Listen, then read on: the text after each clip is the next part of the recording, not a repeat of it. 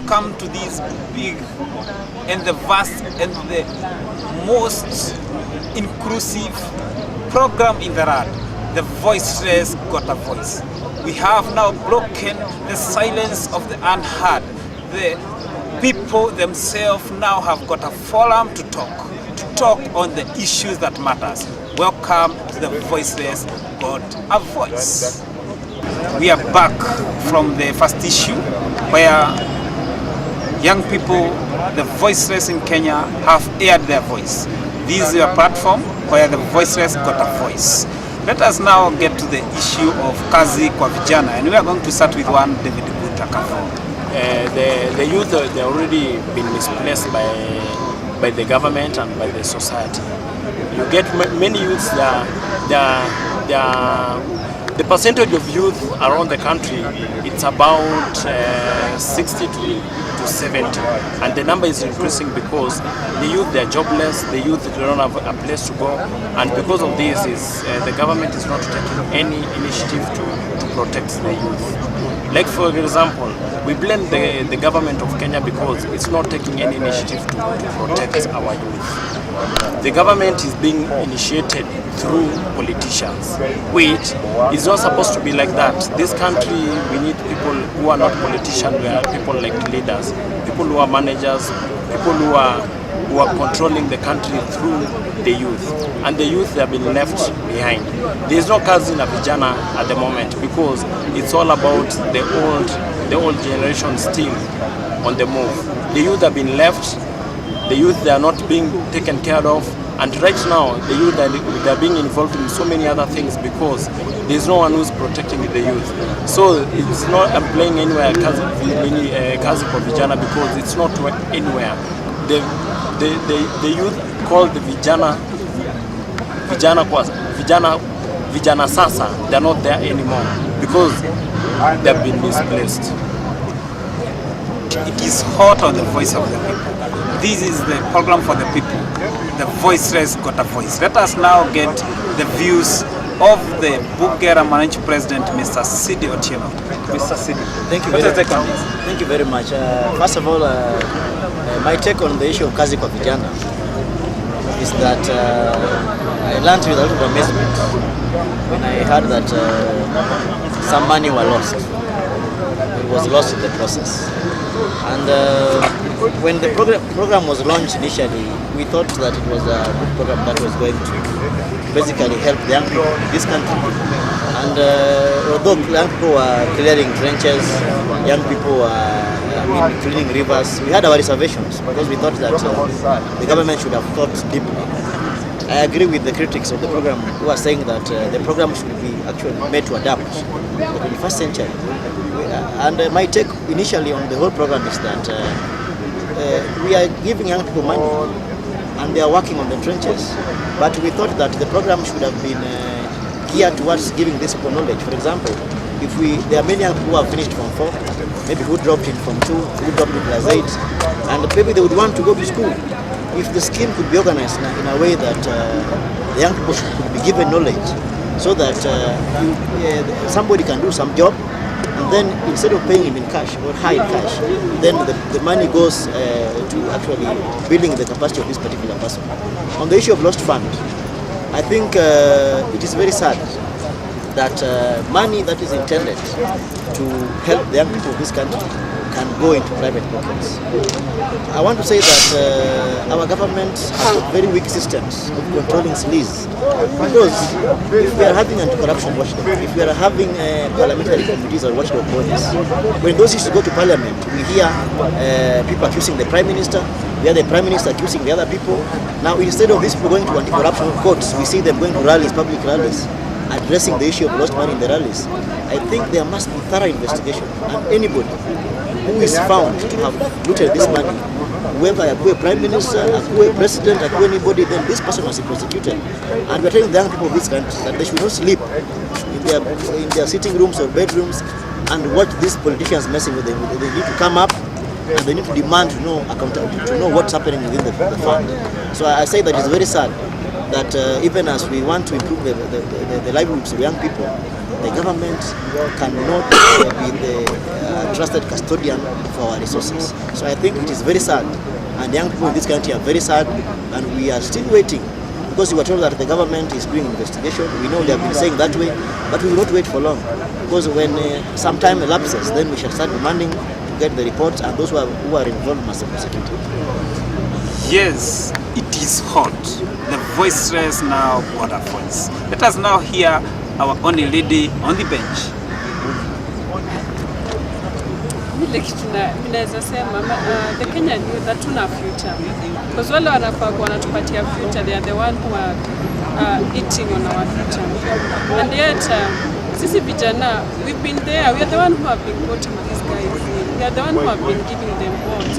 Instead of them going to power and protecting our interests, now they wanaenda kutumaliza. It's high time sisi kama vijana wa Kenya, we stand up, talk with one voice to decide our destiny, because hatuna future na hawa watu. They killed our destiny, hawatutaki. Ninge encourage vijana sisi wote tujitokezee, tuanze kudai haki yetu.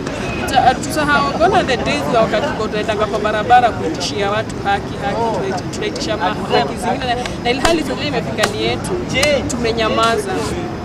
It's a challenge na tumia vijana wa Kenya. Let us now turn to one chick, Kendi Chigule. Yeah.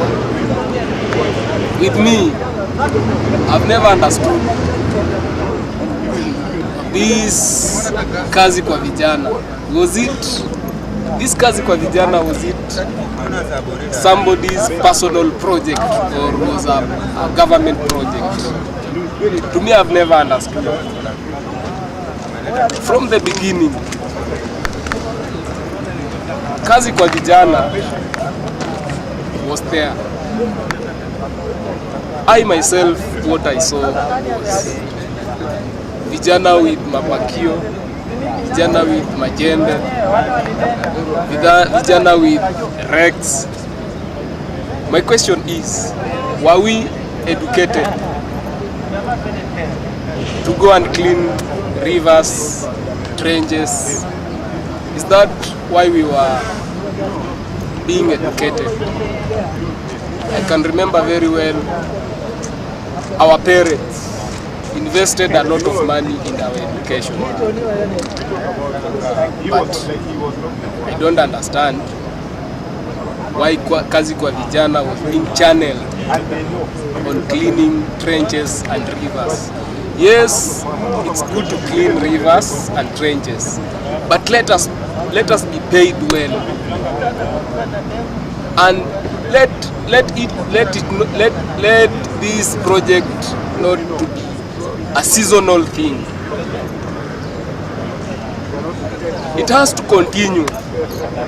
To me, the way I understand this Kazi kwa Vijana was somebody's project to loot money from the government.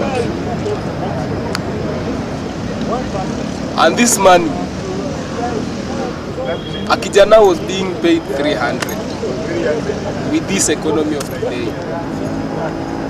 What can 300 in this economy of today? This Kazi kwa Vijana has never and will never benefit the youth of this country.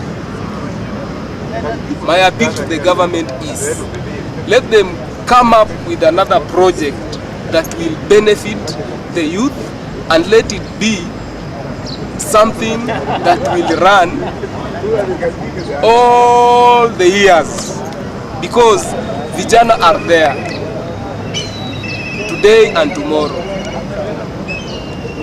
Thank you.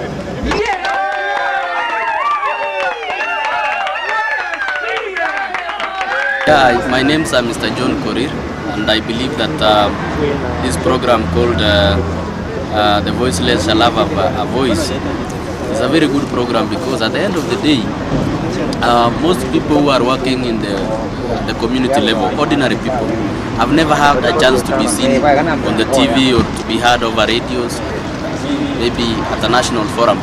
But at least this forum will enable them to be seen and to be heard. So for me, I support the program because many people, women, young people, the youth, many people, the disabled, many people who are living with HIV/AIDS will have a chance to be seen and to be heard. So for me, it is a great program, and I support it.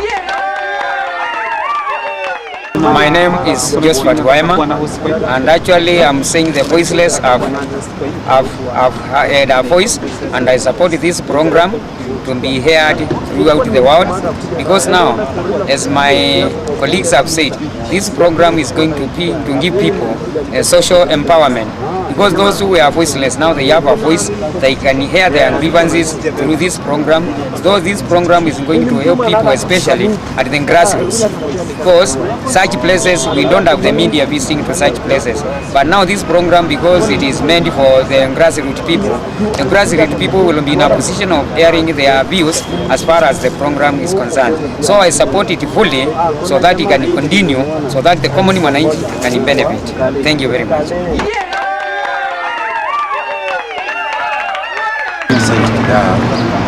I'm for the idea of the voiceless have got the voice, and I really embrace the idea. I want all the Kenyans, those who have got no voice, to part of this initiative, and I'm looking forward for developing it and achieving our main objective.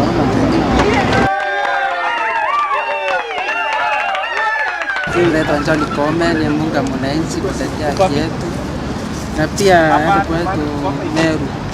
Pindi tangaza nasema hii barabara yetu leka lami. Hii barabara ni leka kwa lami.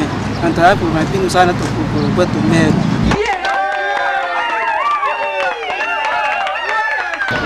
I'm John. What I say is these things should be the citizens should be told on everything that is going to happen, because sometimes it becomes and brings a lot of repercussion, because like this Kazi kwa Vijana, we came I think at the first place ilikuwa ianziwe na sio kuenda kupea youth kijiko waende kwa msitu wakakate, tena unawapea lake waende wakakate nyasi. Ilikuwa wapatiwe kazi mzuri, because hawa watu sio ati tulikuwa wamesoma, sio ati unakuja kwa village alafu unachukua watu ati ni desperate. Wamesoma na wako na certificates. Kazi kwa vijana ilikuwa wakuje na kitu mzuri at first time, but walikuja hasa ikawa hata pesa yenyewe walikuwa wenyewe ndio walikuwa wamejipangia. Hata hiyo kidogo ya kuchimba mtaro hawapi wananchi, hata wanawalipa 200. I think it was very wrong. I think everything should be told the wananchi and they get involved fully, na sio kuweka vijana wazee ndio wasimamie vijana. Ni vijana waende inside. Kwa hiyo debe wajue ni how much. Na kwa sababu ndio wanajua shida za vijana wale wameacha kule, waweze kujua ni ngapi watalipa. Yeah, thanks. Well, my name is Douglas Muti. I'm the chairman of People Trade Agenda. And basically, People Trade Agenda is a consortium of grassroots organizations of men, of youth and women. And one of the challenges we have been having in the grassroots that is the coverage, the exposure of the information and the programs we are doing, which are very important to the other side of to have a lot of impact to the general public. Thank you.